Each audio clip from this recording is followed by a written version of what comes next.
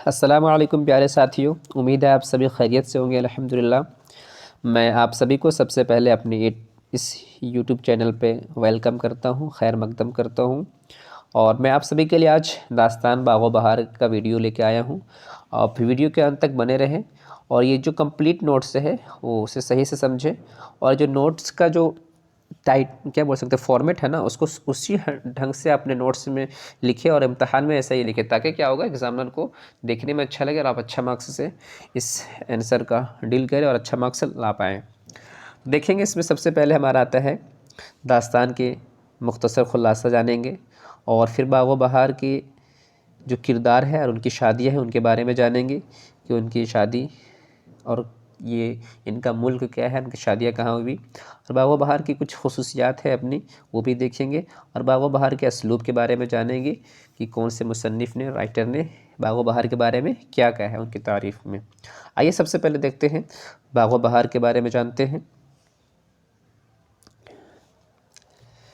جدید اردو نشر کا آغاز باغ و بہار سے ہوتے ہیں۔ جدید اردو نشر کا آغاز کس سے ہوتا ہے؟ باغ و بہار سے ہوتا ہے۔ اس کا پلوٹ غیر مضبوط اور پیچیدہ ہے۔ میر امن کے بیان کے مطابق انہوں نے باغ و بہار کو 1801 میں تحریر کرنا شروع کیا۔ میر امن کے بیان کے مطابق یہ واضح ہوتا ہے کہ انہوں نے باغ و بہار کو 1801 میں تحریر کرنا یعنی کہ لکھنا شروع کیا، اور 1802 میں یہ کتاب پائے تکمیل تک پہنچی اور تاریخی نام باغ و بہار پڑا۔ تاریخی نام کیا رکھا گیا؟ باغ و بہار۔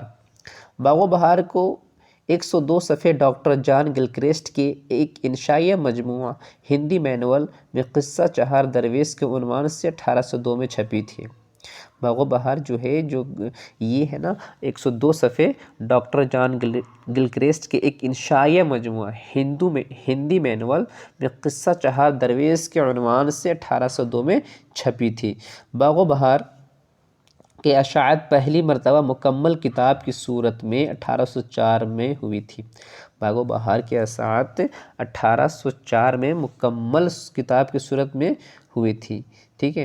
فورٹ ولیم کالج میں لکھی گئی تمام کتابوں میں سب سے اہم اور مشہور و مقبول کتاب باغ و بہار ہے، یعنی کہ جو فورٹ ولیم ہے نا اس میں لکھی گئی تمام کتابوں میں سب سے اہم اور مشہور مقبول کتاب باغ و بہار ہے۔ میر امن نے ڈاکٹر گلکرسٹ کے فرمائش پر قصہ چہار درویش کو عام بول چال کے زبان میں ترجمہ کیا۔ میر امن نے ڈاکٹر گلکرسٹ کے فرمائش پر قصہ چہار درویش کو عام بول چال کی زبان میں ترجمہ کیا۔ میر امن کی زندگی میں ہی باغ و بہار کا ترجمہ انگریزی میں ہو گیا تھا۔ جب یہ حیات سے تھے میر امن، ان کی زندگی میں ہی باغ و بہار کا ترجمہ انگریزی میں ہو گیا تھا، ٹھیک ہے۔ باغ و بہار کا ترجمہ اردو، انگریزی کے علاوہ فرانسیسی، پرتگالی اور لاطینی میں ہوا ہے۔ یہ اردو زبان کے علاوہ، ٹھیک ہے، اردو کے علاوہ انگریزی، فرانسیسی، پرتگالی اور لاطینی میں ہوا ہے اس کا ترجمہ، کس کا؟ تو داستان باغ و بہار کا۔ باغ و بہار میں 5 مرکزی قصے ہیں۔ باغ و بہار میں کتنے مرکزی قصے ہیں؟ تو 5 مرکزی قصے ہیں، 4 درویش قصے ہیں اور ایک اصل قصہ بادشاہ آزاد بخت کے ہے، ٹھیک ہے۔ 4 تو درویشوں کا ہے اور ایک اصل قصہ بادشاہ آزاد بخت کے ہے، اور یہ آزاد بخت بادشاہ ہوتا ہے، ٹھیک نا، اس کو ابھی پڑھیں گے آپ مختصر خلاصہ میں۔ بادشاہ، ہاں، داستان باغ و بہار فارسی کے ایک بےحد مقبول داستان ہے۔ داستان جو باغ و بہار ہے یہ فارسی کے بےحد مقبول داستان ہے۔ اس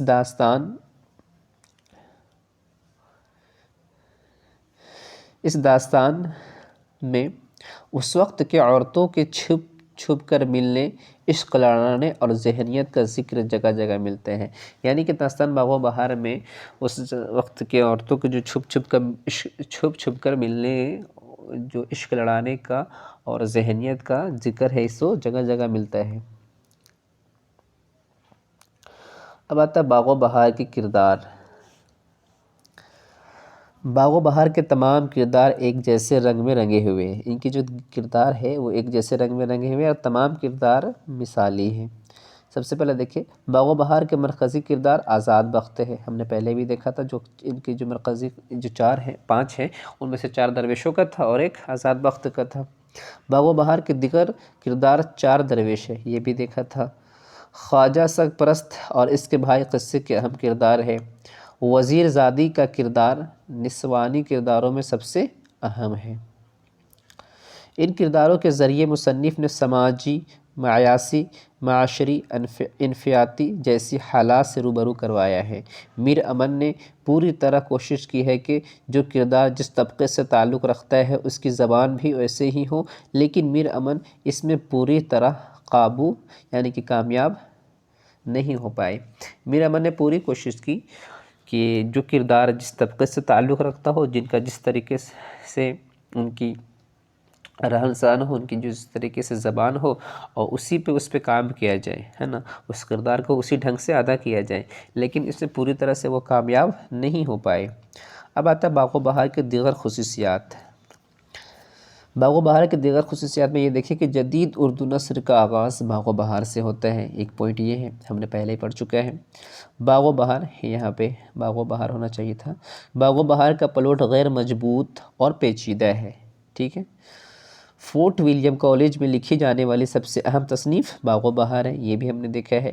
باغ و بہار کو اردو نثر میں وہی مرتبہ حاصل ہے جو میر تقی میر کو اردو شاعری میں حاصل ہے، اور یہ قول سید احمد کا ہے، شاید دیکھیں گے ہم، یہ ان کی جو اسلوب ہے وہ دیکھ لیں گے۔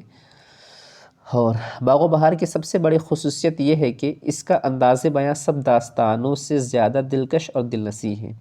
باغ و بہار کی سب سے بڑی خصوصیت یہ ہے کہ تمام داستانوں میں باغ و بہار کی جو داستان ہے، باغ و بہار جو داستان ہے وہ کیا ہے، سب سے دلکش اور دل نشیں ہے۔ اپنی اس خصوصیت کی وجہ سے باغ و بہار صدیوں سے زندہ جاوید ہے۔ المختصر یہ کہ میر امن نے باغ و بہار لکھ کر اردو کے انداز کو بدلا اور جدید اردو نثر یعنی سادہ سہل اور عام فہم نثر کی بنیاد ڈالی۔ انہوں نے کیا کیا کہ باغ و بہار کو عام فہم زبان میں لکھ کر ایک جدید اردو نثر کی کیا کی بنیاد ڈال دی۔ اگرچہ باغ و بہار میں کچھ خامیاں ہیں، چاہے وقت پلوٹ کو لے کر ہو یا زبان کے حوالے سے، پھر بھی اس کی مقبولیت میں کوئی کمی نہیں آئی، بلا صبح یہ ایک زندہ کتاب کہلانے کے حقدار ہے۔ اب دیکھتے ہیں درویشوں کے ملک اور ان کی شادیاں۔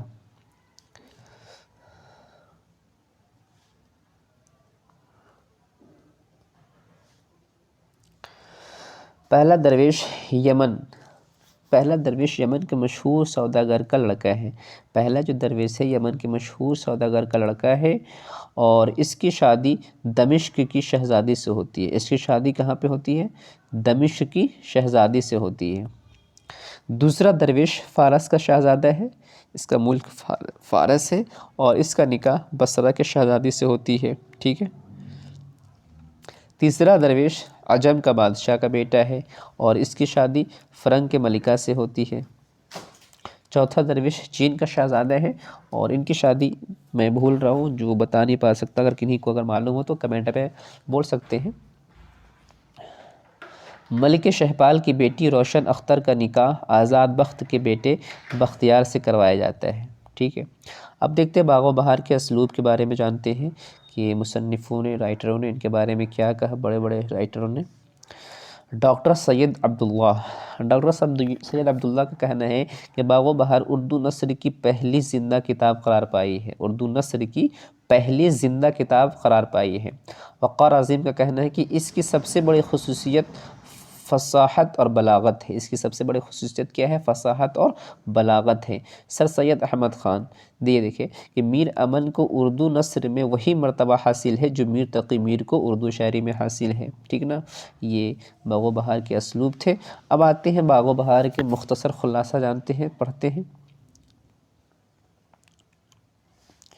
باغ و بہار داستان کا آغاز کچھ یوں ہوتا ہے کہ آزاد بخت، ہے نا، آزاد بخت روم کا ایک کامیاب بادشاہ ہے، جن کے اولاد نہ ہونے کی وجہ سے تخت و تاج سے کنارہ کرنے کا فیصلہ کر لیتا ہے، لیکن بادشاہ کا ایک عقلمند وزیر جس کا نام خرد مند ہوتا ہے، وہ بادشاہ کو حوصلہ دیتے ہوئے تخت و تاج کو چلانے کو کہتا ہے کہ ایک دن انشاءاللہ سب ٹھیک ہو جائے گا۔ بادشاہ کا ایک عقلمند وزیر ہوتا ہے، وہ بادشاہ کو صبر دلاتا ہے کہ آپ صبر رکھیں، انشاءاللہ کیا ہو جائے گا، سب ٹھیک ہو جائے گا۔ بادشاہ سلامت ایک دن کتاب میں لکھا ہوا دیکھتے ہیں، دیکھا کہ قبرستان جانے کے بعد بڑی سے بڑی مصیبت دور ہو جاتی ہے۔ بادشاہ سلامت ایک کتاب میں ایک دن دیکھا کہ قبرستان جانے کے بعد بڑی سے بڑی مصیبت دور ہو جاتی ہے۔ بادشاہ نے خصوصی طور پر قبرستان جانے کا معمول بنا لیا۔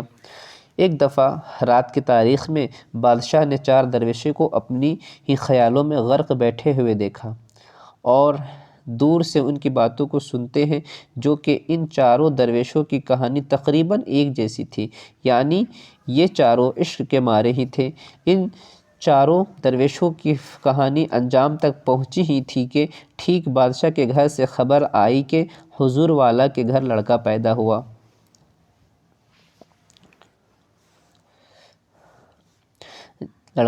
ہوا جس کا نام بختیار رکھا جاتا ہے۔ بختیار سے جنوں کے بادشاہ ملک شہپال کو یہ بہت پسند آتا ہے اور اس کے ساتھ اپنی بیٹی روشن اختر سے شادی کرانا چاہتے ہیں۔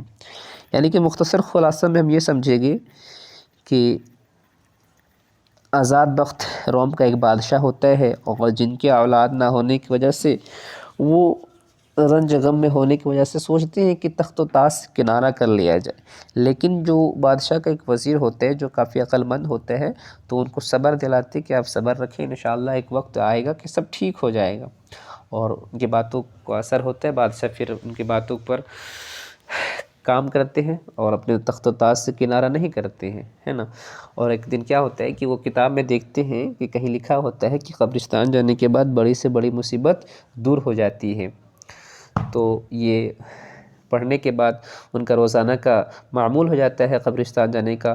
اور ایک روز کیا ہوتا ہے کہ رات کی تاریخ میں بادشاہ جب دیکھتے ہیں کہ 4 درویش ہے اور اپنے خیالوں میں غرق بیٹھے ہیں اور چاروں کا جو باتیں ہے یعنی کہ کہانی ہے تقریباً ایک جیسی تھی اور چاروں عشق کے مارے ہی تھے، اور ان کی کہانی انجام تک پہنچنے ہی والی تھی کہ ٹھیک بادشاہ کے گھر سے کیا ہوتا ہے کہ خبر آتا ہے کہ حضور والا کے یہاں پہ لڑکا پیدا ہوتا ہے، اور اس خبر کو یعنی خوشی کی خبر جو بہت بڑی خوشی کی خبر ہوتی ہے، جس سے خاطر ہم نے دیکھا کہ بادشاہ تخت و تاج کو کنارہ کرنے کے لیے تیار تھا، تو کہیں نہ کہیں بہت بڑی خوشی کی خبر ہوتی ہے، اور اس خبر کو سنتے ہی کیا ہوتا ہے بادشاہ اپنے گھر کو چلا جاتا ہے، اور ان کا جو شہزادہ ہوتا ہے ان کا نام کیا ہوتا ہے، یہ دیکھیں ان کا نام جو رکھا جاتا ہے بختیار رکھا جاتا ہے جی بختیار رکھا جاتا ہے۔ اور پھر آخرکار ہوتا کیا ہے کہ جو جنوں کے ایک بادشاہ ہوتا ہے ملک شہپال، تو یہ جب دیکھتے ہیں بختیار کو تو وہ بہت پسند آتا ہے ان کو، اور یہ سوچتے ہیں کہ اپنی بیٹی روشن آرا سے ان کی شادی کرا دیا جائے۔ اور یہیں پہ یہ باغ و بہار ختم ہوتا ہے۔ امید ہے کہ آپ سبھی کو ویڈیو اچھا لگا ہو، اور کوئی کمی ہو تو آپ کمنٹ میں بتا سکتے ہیں، کہیں غلطی ہو تو وہ بھی بتا سکتے ہیں، اور اس ویڈیو کو ضرور سے ضرور شیئر کریں۔ Thank you so much.